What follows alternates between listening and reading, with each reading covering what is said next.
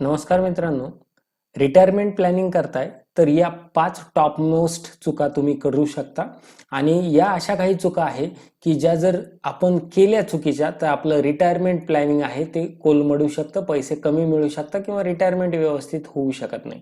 त्याच्यामुळे या व्हिडिओच्या माध्यमातून मी तुम्हाला सांगणार आहे अशा कुठल्या चुका आहे आणि त्या आपल्याला अवॉइड कशा करता येईल आणि चांगल्या प्रकारे स्वतःचं निवृत्तीचं आयुष्य, रिटायरमेंट नंतरचं एक सुंदर आयुष्य कसं जगता येईल. ओके, या ठिकाणी प्रिपेअर टुडे एन्जॉय टुमारो हे स्पेशली टाकलेलं आहे याच्यासाठीच, कारण की भारतातील लोक रिटायरमेंटच्या बाबतीत अगदी अगदी इग्नोर करतात, सगळ्या रिटायरमेंट प्लॅनिंगसाठी इग्नोर करतात. याच्या मागचं कारण आहे की घर खर्च असू द्या, मुलांचं शिक्षण असू द्या, मुलीचं लग्न किंवा इतर गोष्टी असू द्या, त्यामध्येच पैसे कुटुंबाचे चालले जातात आणि रिटायरमेंटसाठी काही एक उरत नाही. परंतु अशा चुका तुम्ही करू नका. रिटायरमेंट केली नसेल तर करायला सुरुवात करा. सगळ्यात महत्त्वाचं गोष्ट म्हणजे रिटायरमेंट नंतरचं जे वास्तव आहे ना ते तुम्ही समजून घेतलं पाहिजे. आता रिटायरमेंट नंतरचं काय वास्तव आहे? रिटायरमेंट झालं म्हणजे काय की तुम्ही कुठल्या तरी कामावरनं निवृत्त झालाय, आता ते काम तुम्ही करणार नाही. आता ज्या लोकांना मनापासून इच्छा असते कामच केलं पाहिजे किंवा ज्यांना कामाची सवय झाली असते ते लोक काम करतील, घरी थांबणार नाही, काही ना काही पैसे कमवतील. परंतु जे लोक तसं करत नाही तर त्यांच्या मागं काय होतं की आरोग्य खर्च वाढतो. आधी काय व्हायचं की लोक रिटायरमेंट नाही करायचे. का बरं रिटायरमेंट नाही करायचे? कारण की तेव्हा आरोग्यावरचा खर्च एवढा जास्त नव्हता. दुसरी गोष्ट, आपण समजायचो आपले मुलं बाळ आपल्याला सांभाळतील, मुलं आपल्याला सांभाळतील. आणि पूर्वी काय होतं की सरकारी नोकरीवाल्यांना पेन्शनचा आधार होता.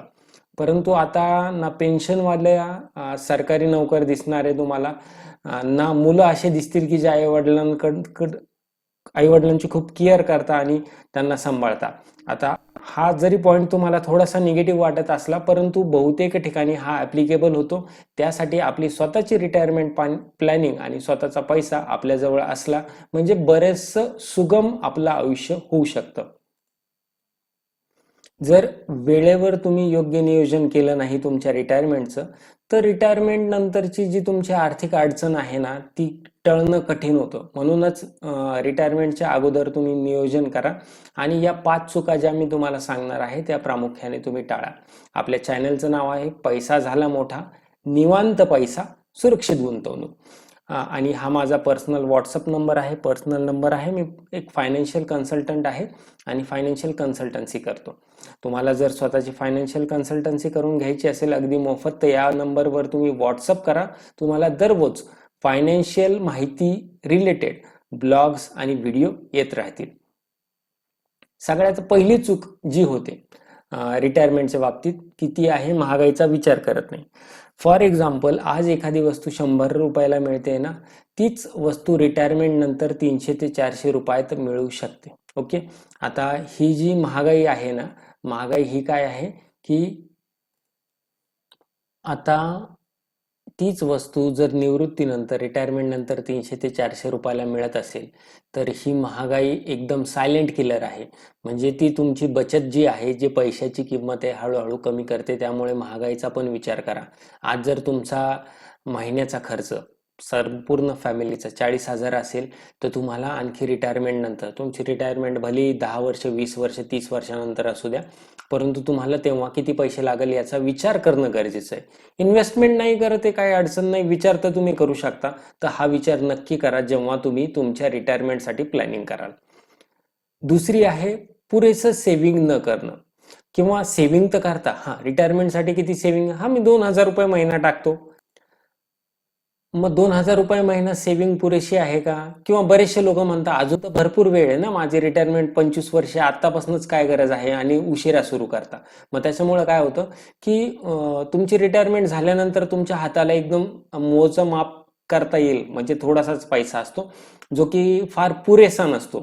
आणि तो पैसा एकदा संपला किंवा मग त्या पैशाला काही अडचण घर सुरू झाली की मग त्यानंतर आपल्या हेल्थचे इश्यू असू द्या किंवा इतर इश्यू असू द्या, सॉल्व्ह करायला थोडीशी अडचण येते. बरोबर?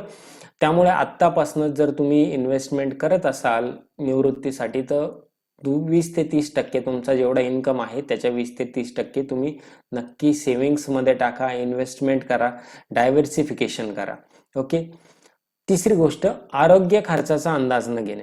आता ही सगळ्यात महत्वाची गोष्ट याच्यासाठी आहे की रिटायरमेंट तुमची झाली ना, वय तुमचं 58, 55, 60च्या पुढेच असतं, बरोबर.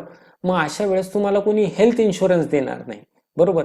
किंवा तुमचा जर मृत्यू होत असेल रिटायरमेंट नंतर, बरेचसे लोक असं असतात की 5-10 वर्ष जगतात किंवा खूप जास्त काळ काही जगत नाही. मग त्यावेळेस जेव्हा आपल्या वरचा खर्च, आरोग्याचा खर्च असतो ना, हा सर्वात मोठा असतो. तर मग हॉस्पिटलायझेशन, औषधं, रेग्युलर चेकअप्स यावर लाखो रुपयाचा खर्च होतो. हा जर तुम्हाला याचा अंदाज घेऊनच रिटायरमेंट प्लॅनिंग तुम्हाला करायची आहे. रिटायरमेंट प्लॅनिंग योग्य पद्धतीने कसे करता येईल आणि तुम्हाला फिक्स आणि गॅरंटेड इन्कम सुद्धा कसा मिळवता येईल याची माहिती मी तुम्हाला देऊ शकतो. काय करायचंय तुम्हाला, या नंबरवर तुमचा नाव व्हॉट्सअप करायचं आणि तुम्हाला कशाबद्दल माहिती पाहिजे, पैशाचं झाड याच्याबद्दल माहिती पाहिजे, रिटायरमेंट बद्दल माहिती पाहिजे, किंवा तुमच्या मुलांसाठी तुम्हाला काही इन्व्हेस्टमेंट करायची त्याच्यासाठी माहिती पाहिजे, किंवा स्टॉक मार्केटमध्ये किंवा म्युच्युअल फंडमध्ये पैसे गुंतवायचे आहेत त्यासाठी माहिती पाहिजे, तर तुम्ही मला एक व्हॉट्सअप करू शकता. या नंबरवर मी तुम्हाला ती माहिती पाठवत राहीन. यानंतर चौथी चूक आहे की लॅक ऑफ डायव्हर्सिफिकेशन. लोक काय करतात, बरेचसे लोक की पैसा आला ना कुठेतरी प्रॉपर्टीमध्ये गुंतवणूक करतात. हा, प्रॉपर्टी गुंतवणूक उत्तम आहे, परंतु प्रॉपर्टी जेव्हा तुम्हाला समजा तुम्ही घेतली 50 लाखाची प्रॉपर्टी किंवा तिची किंमत आज 50 लाख रुपये झालेली आहे, मग अशा वेळेस त्या प्रॉपर्टीला तुम्हाला थोडंसं विकता येत नाही 10 लाख रुपयासाठी, बरोबर ना, तुम्हाला पूर्णच विकावी लागेल. किंवा काही लोक काय करतात, फक्त एफडी मध्ये गुंतवणूक करतात, परंतु एफडी मध्ये गुंतवणूक ही सुद्धा अशी पाहिजे नाही. कशी की कंटिन्युअसली फक्त एफडी. त्याच्यामुळे तुम्ही तुमचा पोर्टफोलिओ आहे तो डायव्हर्सिफाईड करा आणि ही एकाच ठिकाणची गुंतवणूक टाळा.